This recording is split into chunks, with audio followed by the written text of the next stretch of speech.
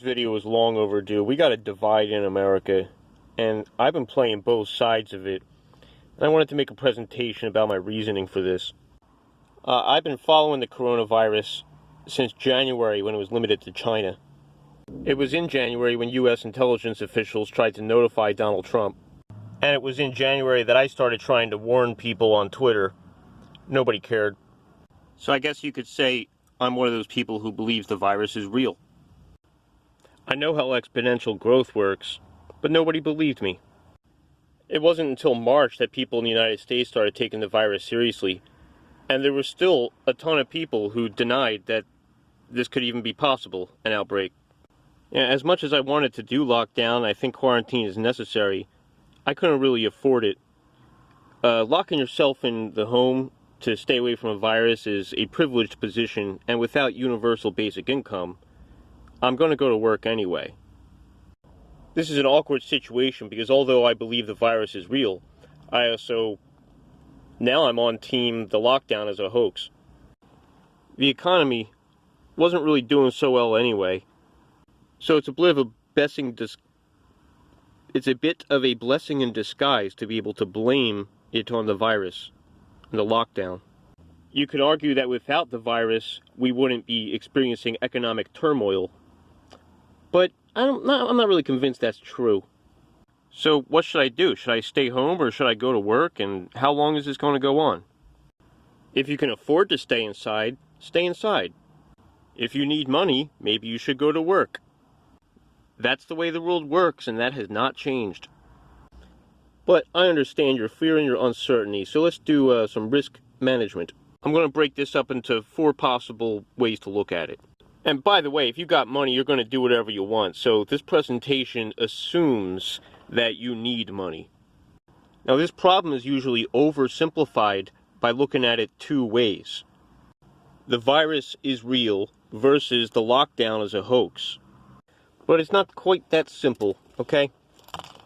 You can believe the virus is real and the lockdown is not a hoax. You can believe the virus is real and the lockdown is a hoax. You can believe the virus isn't real and the lockdown is a hoax. You can believe the virus is real and the lockdown is a hoax. Personally, I'm in this square. But most people are in either this square or this square. And we're going to talk about believing the virus isn't real and the lockdown is a hoax.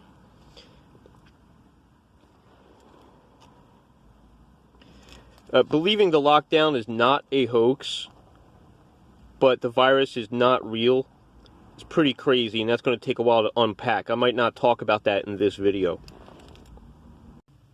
If you believe this lockdown is a hoax, you're going to run out there and try to make money. But if you believe the lockdown is real, then you're going to suffer a loss. So I'm going to give those a -10. If you practice social distancing and follow the CDC guidelines, then you might be able to stay in good health, even if the virus is real. If you don't believe the virus is real, you're taking a big risk, and you might get sick or infect other people. So I'm going to give both of those outcomes a -10.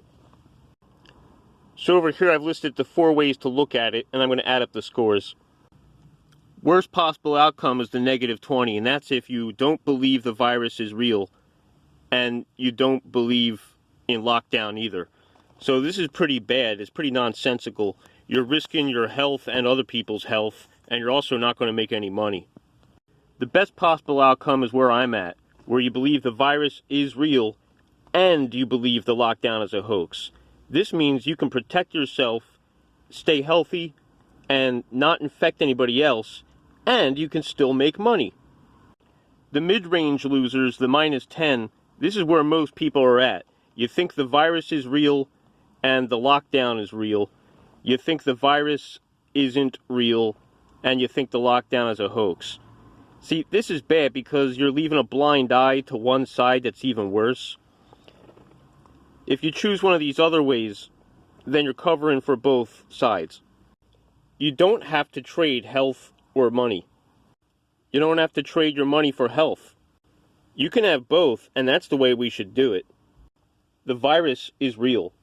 Look at the stats. Talk to somebody who works at a hospital. The cases are still growing.